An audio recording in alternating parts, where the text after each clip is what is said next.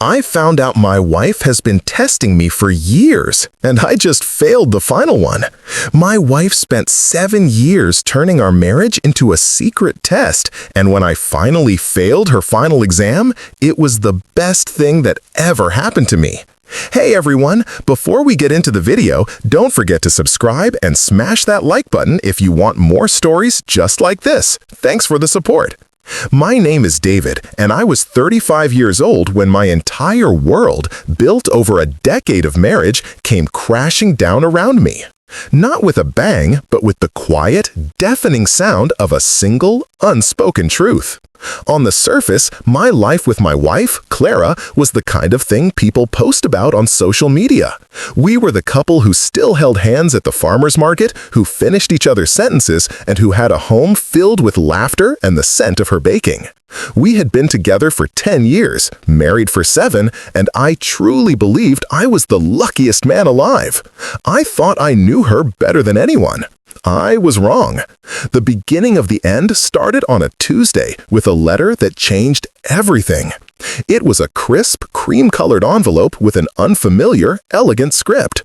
Inside was a letter from a law firm I'd never heard of, announcing that a distant great-uncle I had no memory of had passed away, leaving me a substantial inheritance. There was a catch, of course. A significant portion of the money was to be dispersed only if I agreed to a specific and morally gray condition. I had to use a portion of the funds to buy out a struggling local business owned by a family rival of this supposed uncle, effectively crushing their livelihood in a long-standing, petty feud. The rest of the money was mine, free and clear, no strings attached. It was an ethical minefield, a test of character disguised as a lottery win. I remember looking up at Clara, her eyes wide with a mixture of shock and excitement. She held my hand, her fingers trembling slightly, and asked me what I was going to do. The question hung in the air between us, heavy with unspoken implications. I saw the hope in her eyes, the hope for a new life, for financial freedom, for the dreams we'd always put off for someday.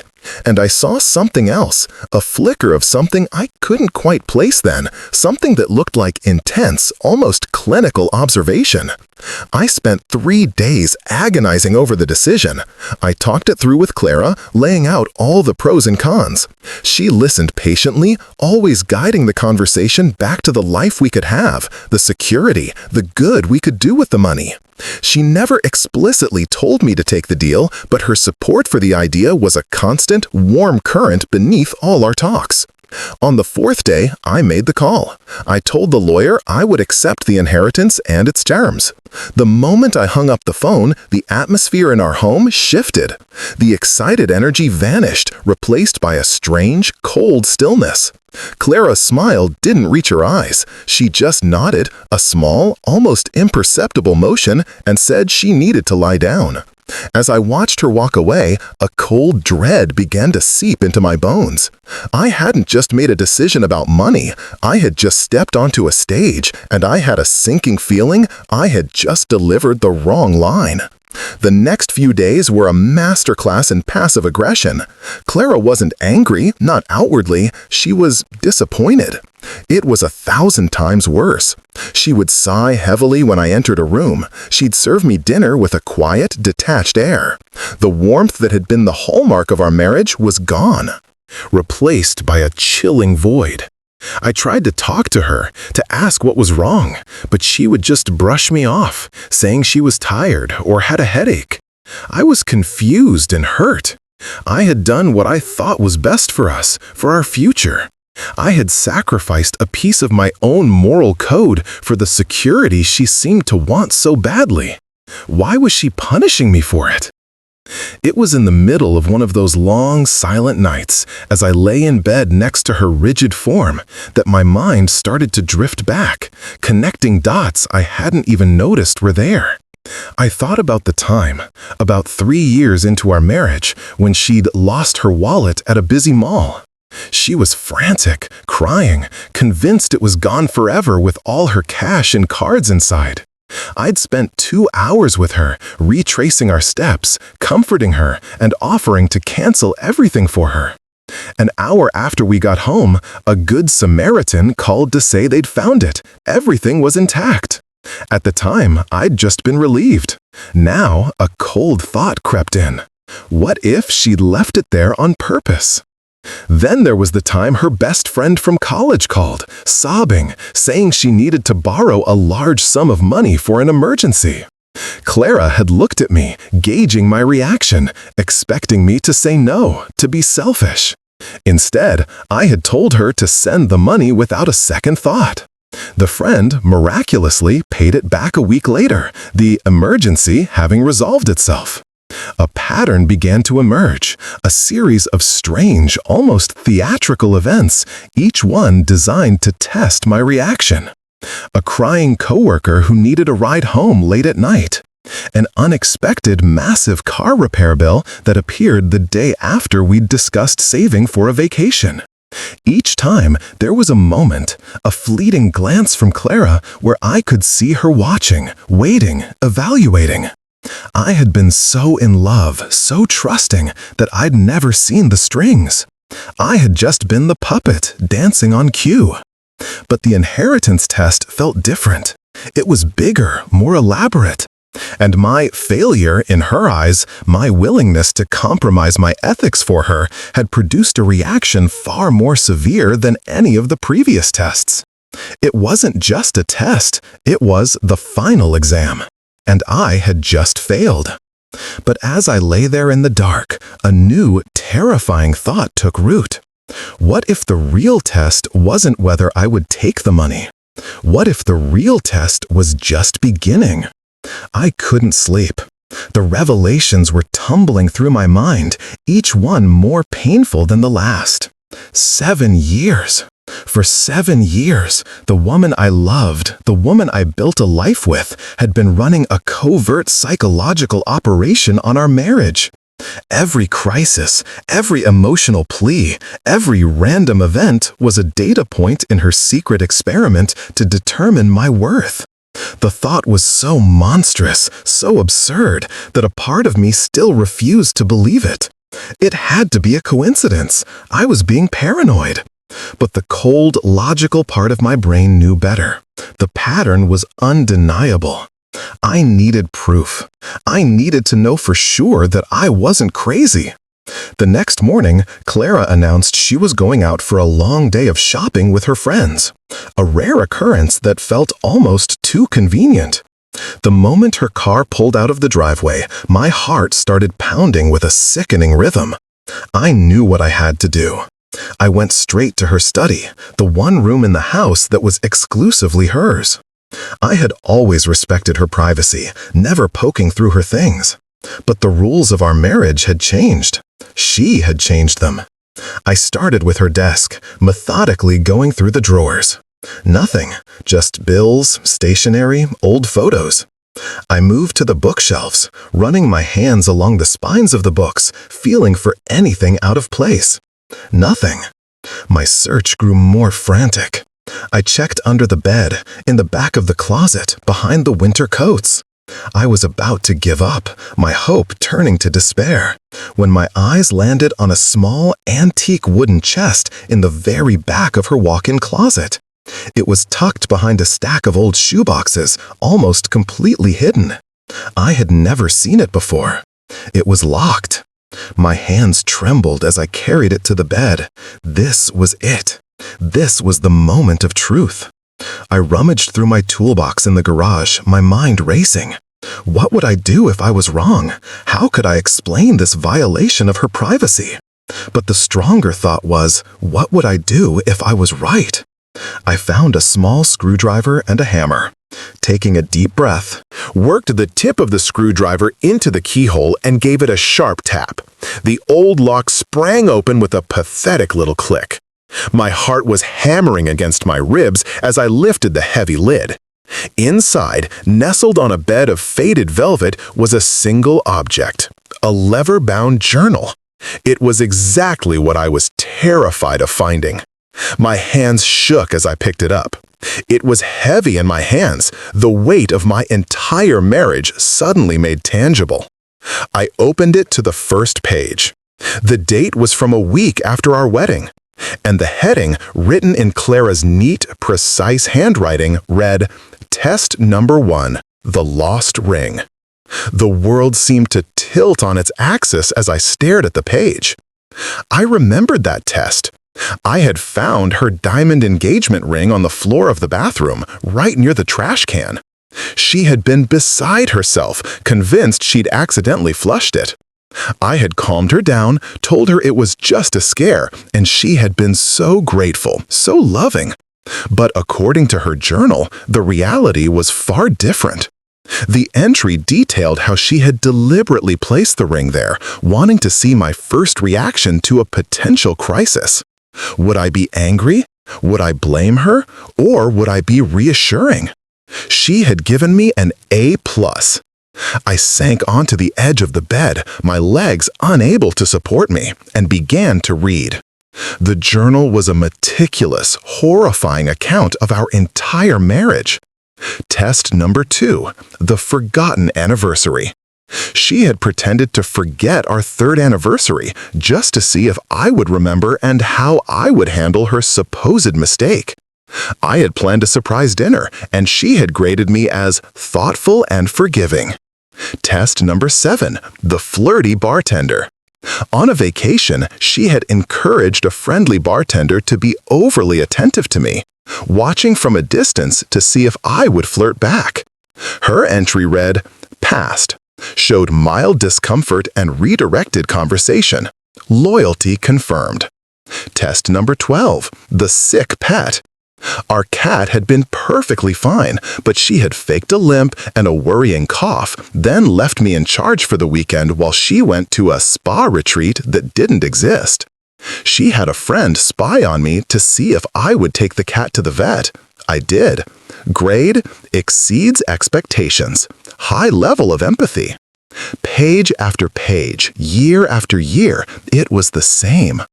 A cold, detached analysis of my character, my loyalty, my patience, my integrity. I wasn't her husband. I was a long-term research project. And then I got to the final pages.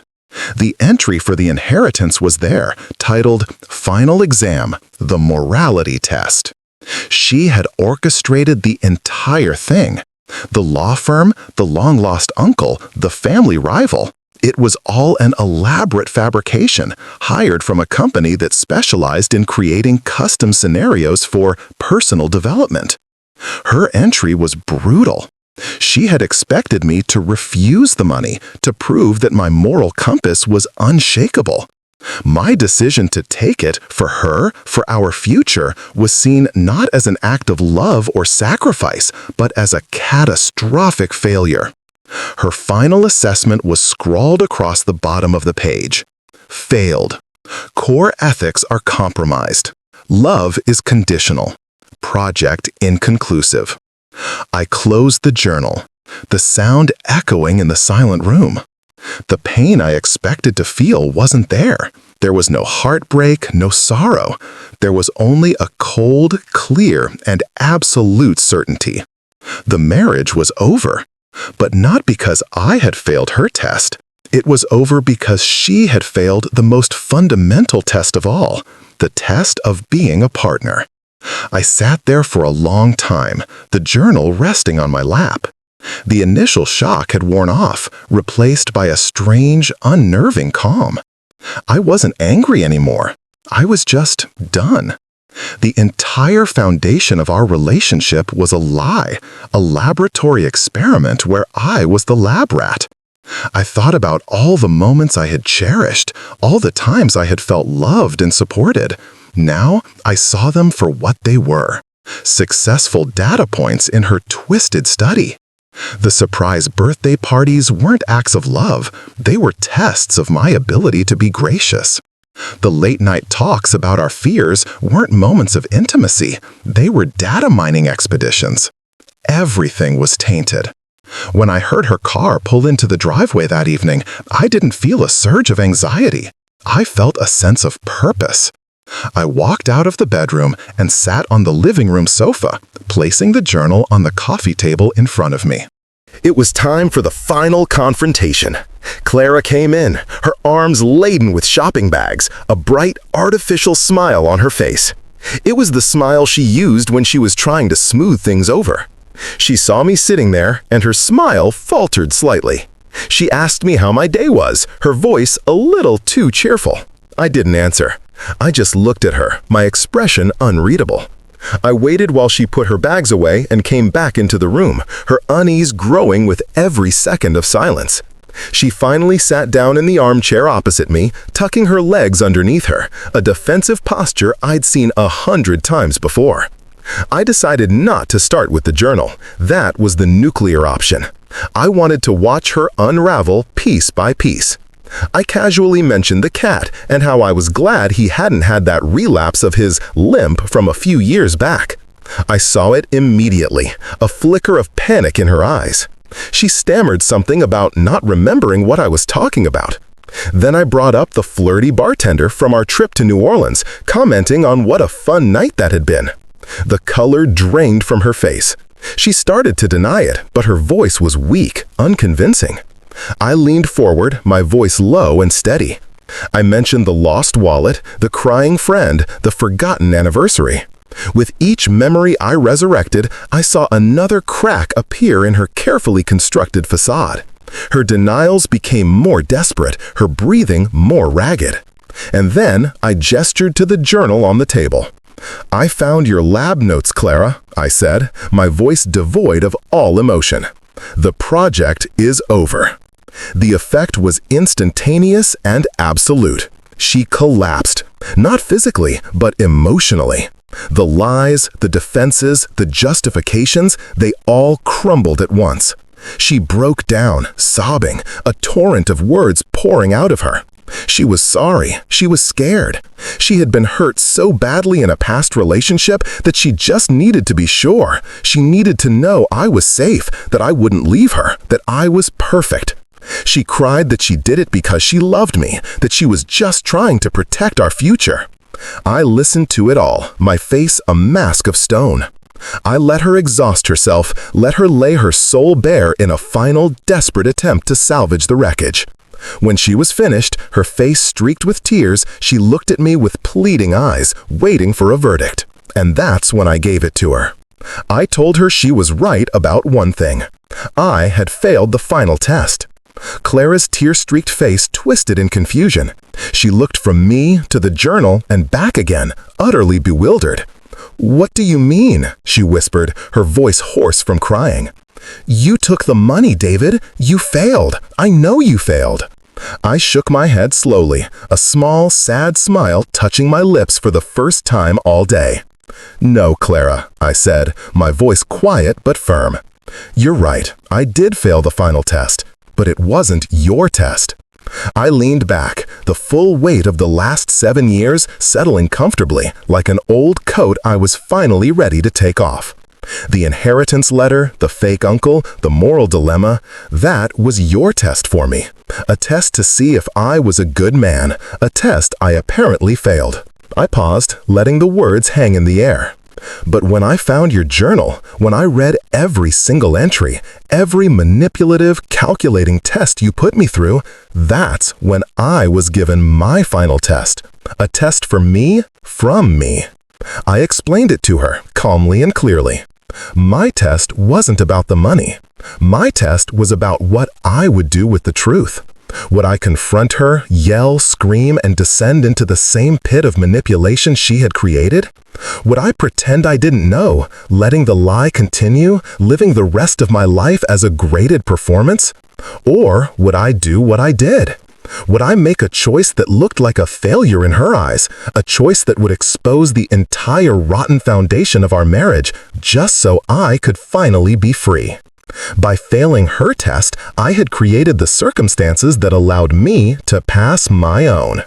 I chose truth over comfort. I chose freedom over a gilded cage. My failure was my liberation. I told her that her need to test me wasn't a sign of love. It was a profound inability to trust. She wasn't building a secure future. She was building a prison of her own fears, and she had locked me inside with her. The real failure wasn't my decision to take the fake money. The real failure was hers. She failed to see that love isn't about finding someone perfect. It's about loving someone imperfect perfectly. She failed to understand that a partnership can't survive when one person is the scientist and the other is the experiment. With nothing left to say, I stood up. I walked into our bedroom and pulled a suitcase from the top of the closet. I packed my clothes, my toothbrush, a few books. I didn't take much. I didn't want much. As I walked out of the bedroom, suitcase in hand, Clara was still sitting on the sofa, staring into space. I left the journal and the fake inheritance letter on the coffee table, a testament to the life we almost had. I walked to the front door, my hand on the handle. I didn't look back. I stepped out into the cool night air and closed the door on 7 years of tests. I had finally passed the only one that ever mattered, the test of self-respect. And as I walked away, I wasn't a man who had failed. I was a man who was finally, irrevocably free.